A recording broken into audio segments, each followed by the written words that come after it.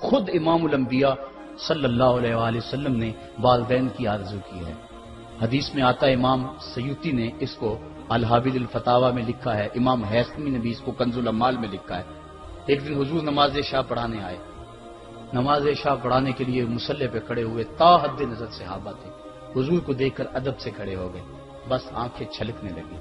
پھر حضور نے روتے روتے کہا، لو ادرکت والدی او احدہما، کاش آج میرے ماں باپ زندہ ہوتے یا ان میں سے کوئی ایک ہی زندہ ہوتا۔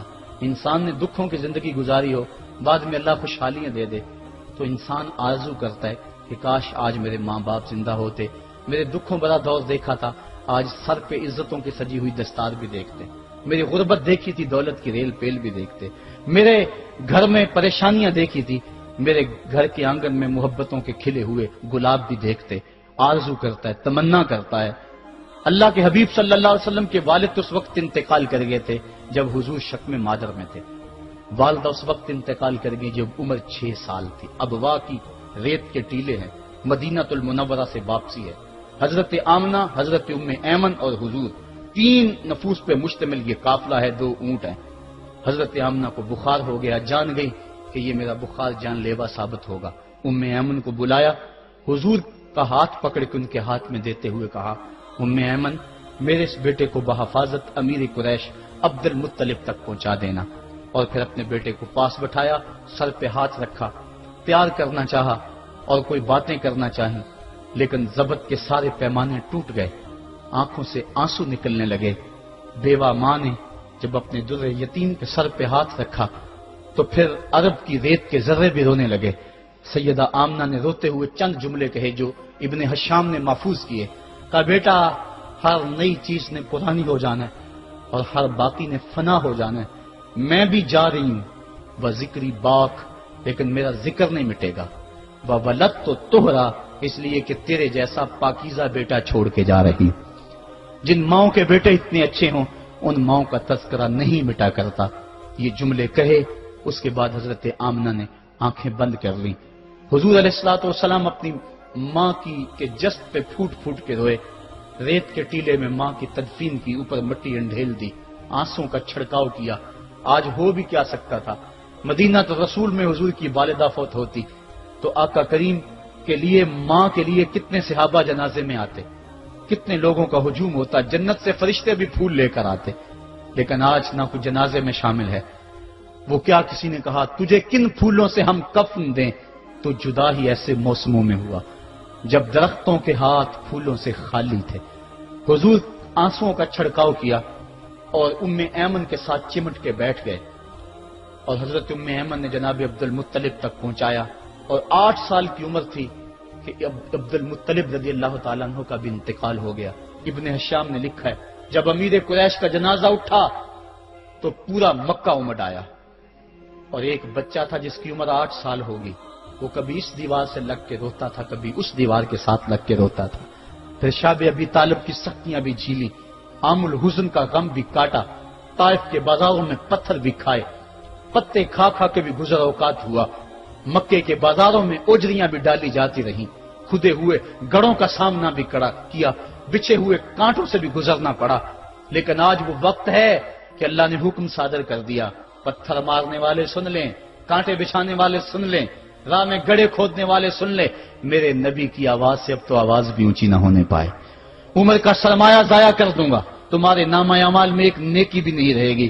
اگر نبی سے ملنا چاہتے ہو ڈائریکٹ نہ آ جاؤ، پہلے گھر جاؤ، پھر کوئی چیز لو، پھر بازار جاؤ، کوئی فقیر ڈھونڈو، اس کو صدقہ کرو، پھر میرے نبی کی چوکھٹ پہ آؤ، تمہیں پتا چلے کس چوکھٹ پہ آ رہے ہیں۔ ادب کے ضابطے سکھائے، خبردار نبی کے دروازے پہ اونچی آوازیں نہ لگانا، بلکہ نبی کی چوکھٹ پہ آ کے بیٹھ جاؤ، نبی اپنی مرضی سے آئے تو اپنے دل کی حاجت کہہ لو۔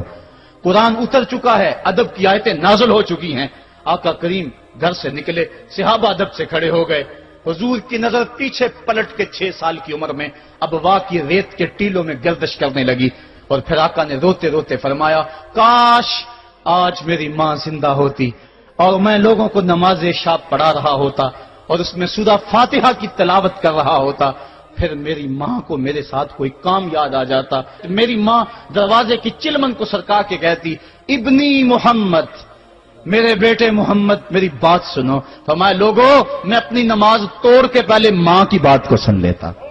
یہ ماں ہے جس کی محبت کو مصطفیٰ کریم نے بھی محسوس کیا ہے. اونچی مسندوں پہ بیٹھنے کا وہ مزہ نہیں جو ماں کے قدموں میں بیٹھنے کا مزہ ہے. اور وہ کیا کہا تھا خورشید گیلانی نے؟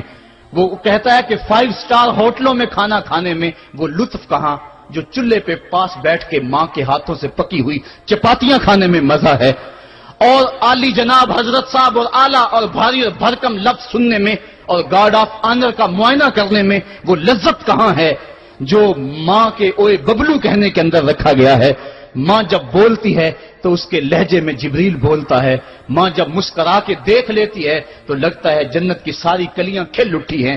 ایک شخص نے سین حرم میں اپنی ماں کو اپنے کندھوں پہ سوار کرا کے طواف کروایا اور پھر حضور کی خدمت کے پاس میں حاضر ہوا. عرض کی حضور میں نے کہ اپنی ماں کا حق ادا کر دیا ہے. کہا تو اس کی ایک مسکراہٹ کا بدل نہیں دے سکا.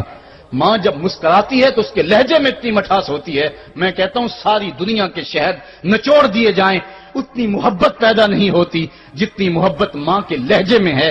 جب وہ بیٹے کو اوے ببلو اوے مٹھو کہہ کے پکارتی ہے, اوے بیٹا کہہ کے پکارتی ہے, آواز دیتی ہے تو ماں کے لہجے کے اندر وہ رس گل رہا ہوتا ہے کہ حوریں بھی آفرین آفرین کر رہی ہوتی ہیں. ماؤں کے بے ادب ہاتھ جوڑ کے ماؤں سے معافی مانگ لیں. باپ کے گستاخ ہاتھ جوڑ کے باپ سے معافی مانگ لے. یہ سرمایہ زندگی میں نہیں ملے گا. عموماً قدر نعمت زوال نعمت کے بعد ہوتی ہے. آؤ ماں باپ کی قدر کو پہچانیں اور اللہ کی رحمتوں کو لوٹیں.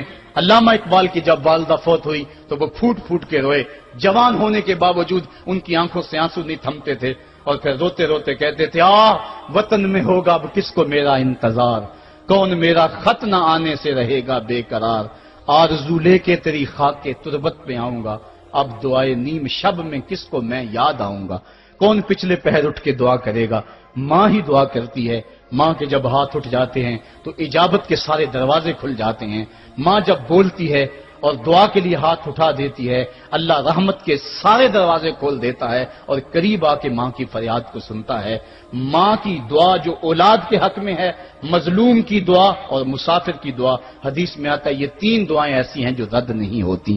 تو ماں کی دعائیں لیں, ان کی خدمت کریں اور والدین کی رضا چاہیں. اللہ مجھے آپ کو توفیق عمل نصیب فرمائے. خود امام الانبیاء صلی اللہ